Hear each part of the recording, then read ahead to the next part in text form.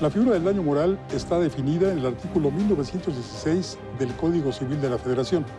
En el 2011 se le hizo un agregado con el artículo 1916 bis para que este no chocara con los artículos 6 y 7 constitucional que garantizan la libertad de expresión y la libertad de prensa. De eso vamos a platicar hoy aquí en Juzgue Usted.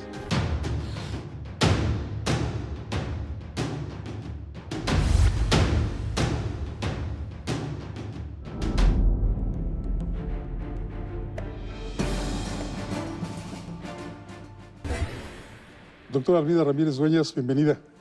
Muchas gracias, es un gusto estar. Gracias por la invitación. Usted es magistrada en retiro, muy recientemente, después de 39 años de ejercicio. Vaya, enhorabuena, bienvenida. Gracias.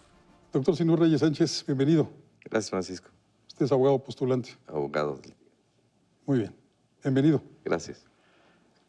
A últimas fechas, el tema de la reparación del daño ha cobrado cierta notoriedad a partir de un caso en donde un político exige a un analista político una indemnización millonaria, 10 millones de pesos. ¿Cómo se cuantifica una reparación del daño, magistrada? Bueno, una reparación del daño de acuerdo al Código Civil, o sea, porque en este caso aplica una ley especial, pero en el caso del Código Civil está regulado en el artículo 1916 del Código Civil para el Distrito Federal, o sea, actualmente Ciudad de México. O sea, se cuantifica bajo determinados parámetros que van en relación a los derechos lesionados.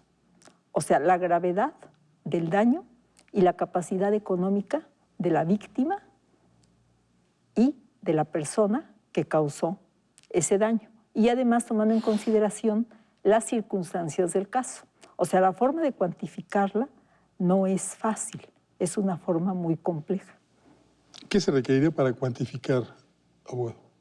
Pues diversas circunstancias. Empezaría por decirte que el daño moral es obviamente la reputación que se tiene respecto de los demás y también la percepción integral o los desarrollos de la personalidad. Por lo tanto, cuantificarla lleva un ejercicio necesariamente de apoyo auxiliar del juez, que serían periciales psicológicas. Si hay responsabilidad material, hacer daños, pues son cuantificables con evaluaciones. Igual si esto causa daños económicos y perjuicios, es decir, se deja de percibir algo, pues obviamente tendría que probarse aquello que se dejó de percibir por ese daño.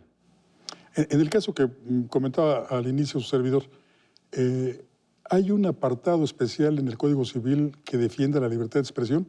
Porque esto se ha alegado, quienes defienden al analista político, han alegado que una multa de tantos millones de pesos lesiona el derecho a la libertad de expresión. ¿Hay alguna legislación especial? Bueno, están los artículos 6 y 7, o sea que el sexto regula el derecho de la libertad de expresión, pero el artículo 1916 nos remite precisamente a la aplicación de esa ley especial.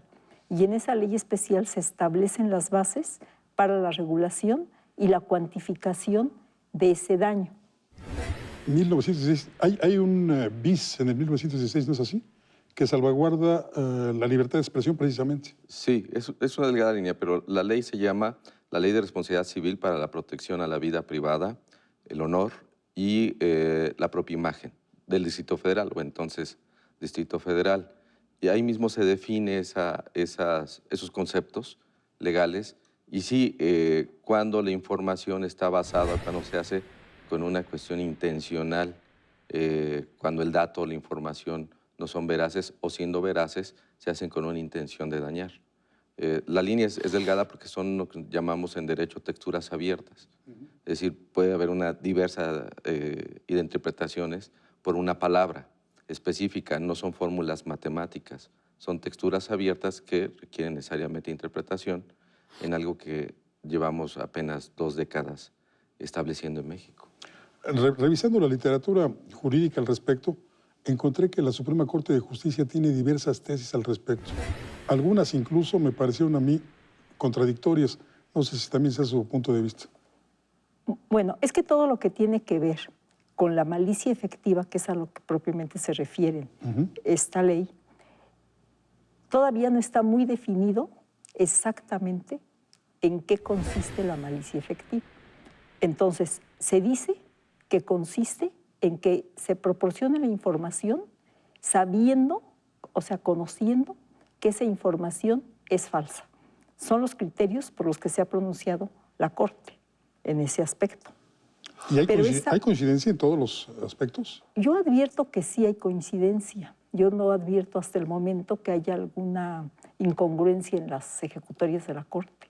O sea, todas van en ese sentido. Y estas jurisprudencias son muy recientes, o sea, son de 2014 a la fecha, y van en ese sentido, y precisamente hacen la interpretación de ese aspecto del daño, de la afectación al honor. O sea, el 1916, o sea, contiene varios aspectos. O sea, afectación a los sentimientos, a las creencias, afectación a cuestiones de carácter físico y afectación al honor. Respecto a la afectación del honor, se aplica precisamente esa ley del Distrito Federal Especial. Esto en lo civil. ¿Y en cuanto a lo penal, abogado? En cuanto a lo penal, existe una ley general de víctimas. Desde luego, el sistema penal acusatorio prevé tanto acuerdos reparatorios y también condenar, obviamente, a estas indemnizaciones y reparaciones. Como bien lo ha comentado la magistrada, esto es independiente de lo civil, que tiene una textura mucho más abierta y puede ser hasta más profunda a la simple reparación, digamos, material, que predomina obviamente en todas las indemnizaciones, ¿no? Que finalmente se convierte esto en dinero. Hay, digamos que juicios paralelos. Digamos, en el caso de lo penal, se juzga a un presunto delincuente, se le establece una condena, pero luego también se le puede enjuiciar en la vía civil. Sí, también. O sea, en la vía civil igual se le puede ejercer una acción, posiblemente de responsabilidad civil subjetiva. Independientemente de que se ejerza la acción de responsabilidad civil subjetiva u objetiva en su caso, también se puede ejercer una acción de daño moral, porque esta acción es autónoma. En este tema del daño moral, la legislación en México ha avanzado bastante. O sea, realmente el daño moral está regulado desde el Código de 1928, pero ha tenido varias reformas a lo largo desde ese año a la fecha actual. Y en todas estas reformas, lo que yo advierto son avances. O sea, cada vez se protege más al ciudadano, precisamente en todo tipo de daños en los que pueda verse afectado. ¿Esto no choca el que haya dos juicios con aquella máxima constitucional de que nadie puede ser juzgado dos veces por el mismo delito? No, son vías distintas y naturalezas jurídicas distintas. La máxima reparación o las vías pueden ser diversas. De hecho, aquí hemos comentado la civil y la penal, pero también existe la administrativa, cuando es el Estado el que provoca esos delitos. No hay un doble juzgamiento, aunque aparentemente podría ser la misma causa. Los reproches y las consecuencias son distintas, aun cuando se focalice de manera integral. No involucra un rompimiento al principio no bis in idem. En la responsabilidad del Estado también entra dentro de la reparación del daño porque, por ejemplo, a últimas fechas también hemos conocido casos en donde pacientes que dicen haber sufrido un daño por una mala práctica médica reclaman daño moral. Bien, o sea, la responsabilidad patrimonial del Estado, o sea, anteriormente también antes no existía la responsabilidad patrimonial del Estado. Así es.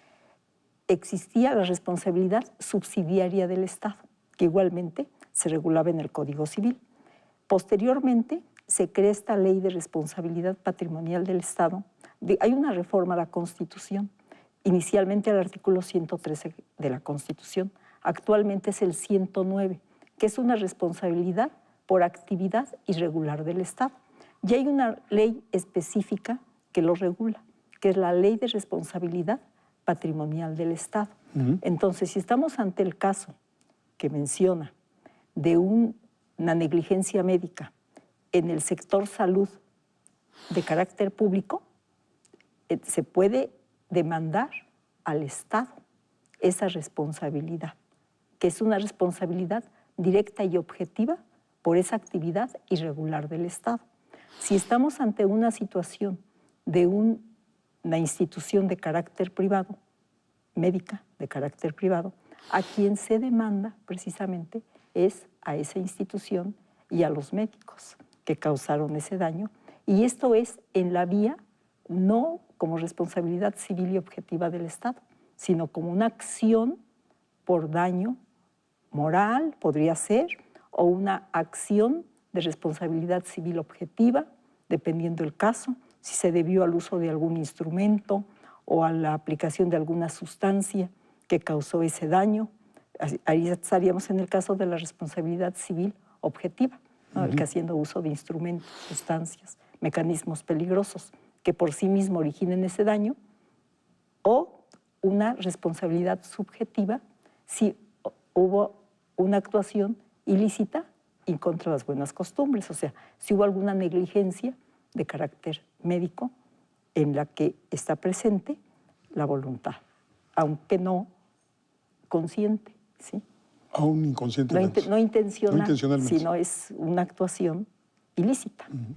Abogado, ¿y cuáles serían las formas de que una persona, qué procedimiento tiene que seguir una persona para conseguir la reparación de un daño moral?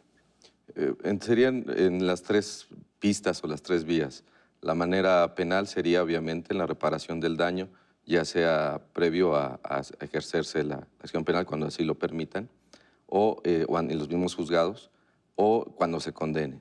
La otra es la vía civil, ante tribunales civiles, y la otra es ante las mismas dependencias reclamar el daño, cuando es la administración pública la que lo comete, y en caso de que esto no resulte favorable, litigarlo en los tribunales de justicia administrativa de los estados o en el federal. ¿Y en lo familiar habría reparación del daño en una pareja, por ejemplo? Tendrían necesariamente que acudir a la vía civil. A la vía civil. A la vía civil. Magistrada, muchísimas gracias por estar aquí. Buenas noches. Gracias igualmente, Francisco. Buenas noches. Gracias. Sinue, muchas gracias. Buenas noches. Gracias, Francisco. Buenas noches. Son muy diversos y variados los elementos que toman en cuenta para determinar la cuantificación de la reparación de un daño moral. Hay subjetivos, hay periciales. De eso platicamos esta noche con nuestros invitados. Pero lo que nos interesa es que juzgue usted. Soy Francisco Rodríguez, le agradezco su atención. Lo invito a que nos reencontremos aquí la próxima semana. Mientras tanto, le deseo como siempre buenas gracias y muchas noches.